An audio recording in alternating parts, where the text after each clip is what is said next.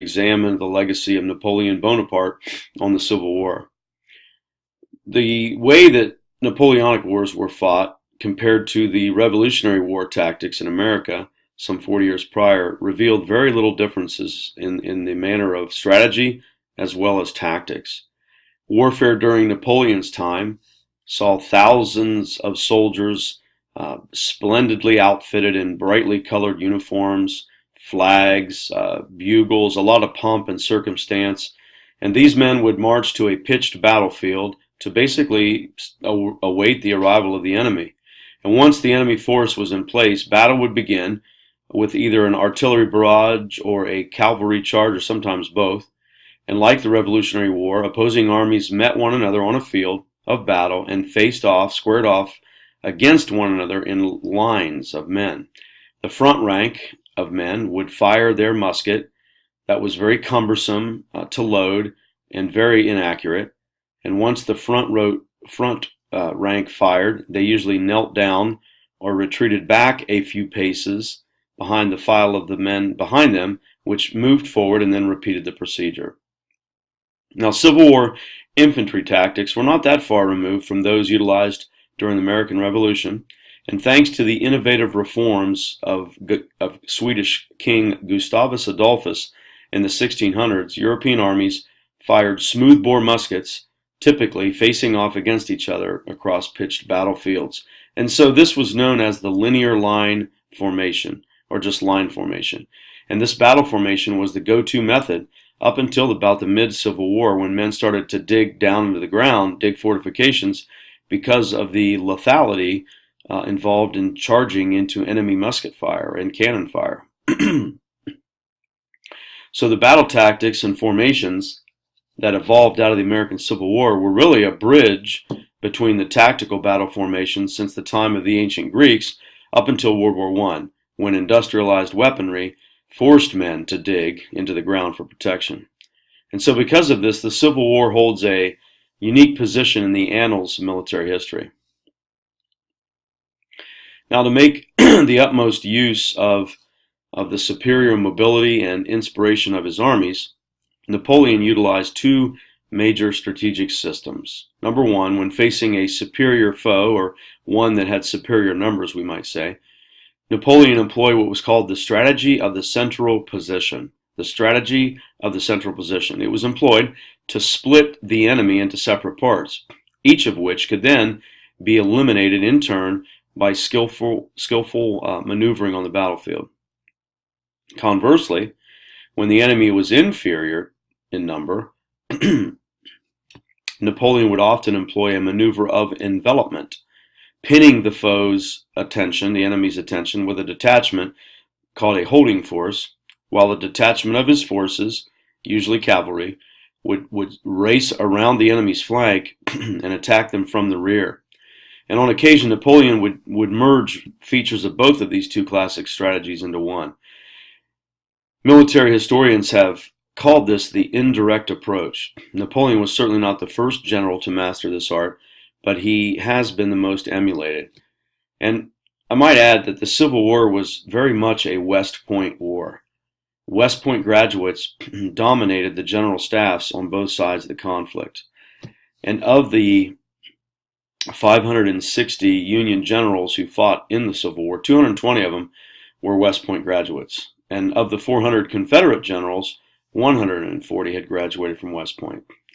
And so in the decades leading up to the Civil War, American military doctrine had been overwhelmingly influenced by the French experience. And although he was eventually defeated by a European coalition of armies, Napoleon left behind a world-class martial structure that other nations just rushed to replicate. From Napoleonic uniforms to his emphasis on drill, French ideas pervaded and were translated into training manuals to be used as major curriculum at West Point. And these were modeled on France's most prestigious engineering academies. West Point's curriculum emphasized mathematics and engineering primarily, really exclusively.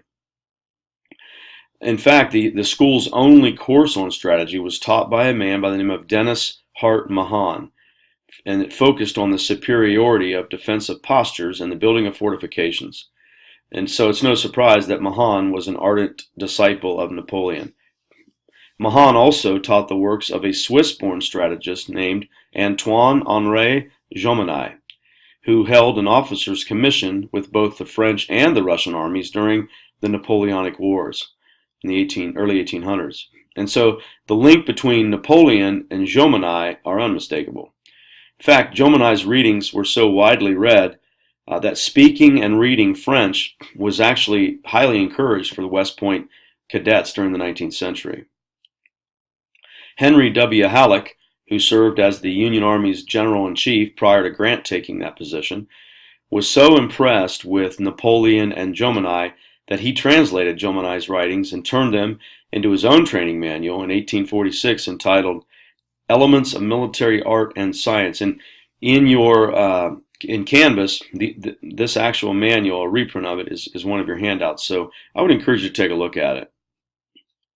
Interestingly, it was the West Point class of 1846, that introduced to Halleck's treatise, that were introduced to Halleck's writings and were instructed on it at length.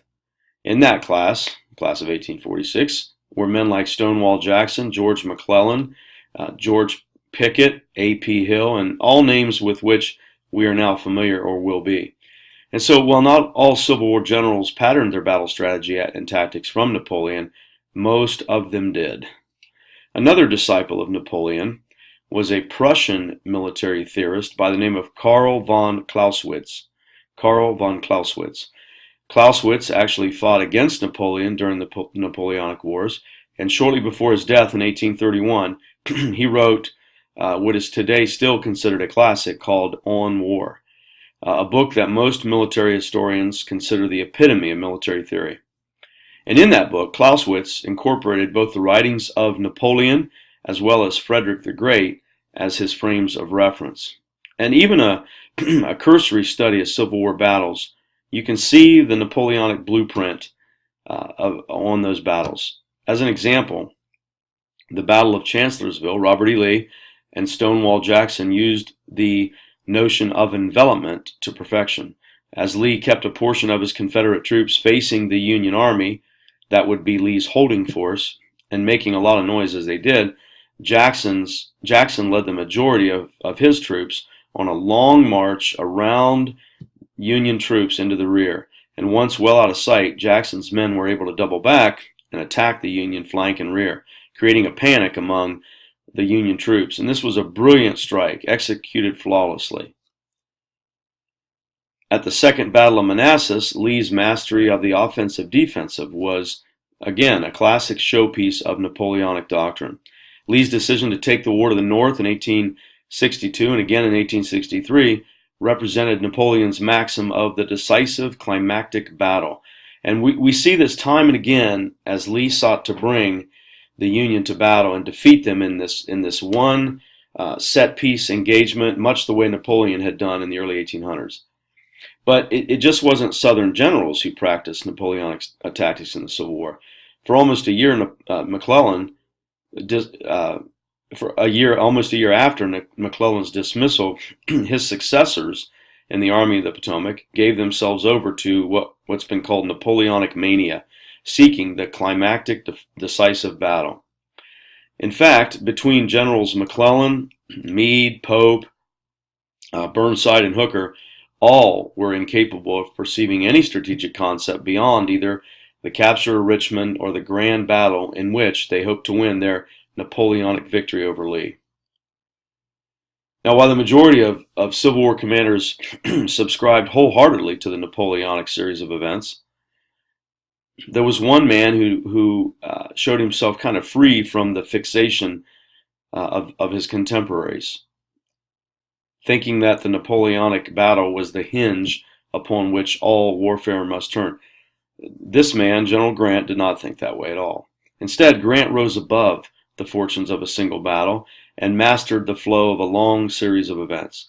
And this undoubtedly is why he earned such unwanted nicknames like Butcher. And it also explains his message to Lincoln during the Battle of Spotsylvania in 1864, when he remarked, when asked, how long are you going to be on the front lines?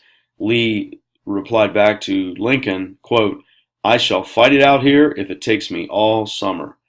And that being said, while Grant rejected the Napoleonic glorification of battle, he accepted a Napoleonic strategy of annihilation. And of course, Grant got this from reading Clausewitz.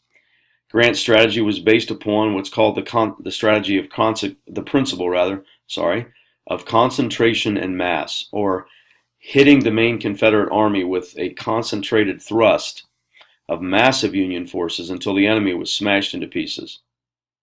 Undoubtedly, Grant espoused this theory, again, from reading Clausewitz, who defined the new style of war as one based on broad objectives, like taking over countries, overthrowing governments through annihilating the enemy's center of gravity. The Wehrmacht of World War II also took to heart the lessons of Clausewitz and honed his theories into what was called Schwerpunkt, which they used in their panzer warfare. Of course, being a West Point graduate, Grant also studied Napoleon, and it was Napoleon's method that when several corps began an aggressive action, they should concentrate at a place away from the enemy to prevent the opposing army from destroying the approaching armies in one fashion. Speed of maneuver and speed of concentration were crucial elements of victory. Napoleon said, quote, "Fire must be concentrated on one point, and as soon as the breach is made, the enemy's equilibrium disintegrates and the rest is nothing." End quote. Grant's method ended up being one of fighting the enemy all the time, every day, keeping the enemy always within his army's grip, allowing the enemy no chance for deceptive maneuver, but always pounding away until the enemy disintegrated. So in this way, Grant was more akin to the Red Army of World War II that continually hammered away at the Wehrmacht all the way back to Berlin.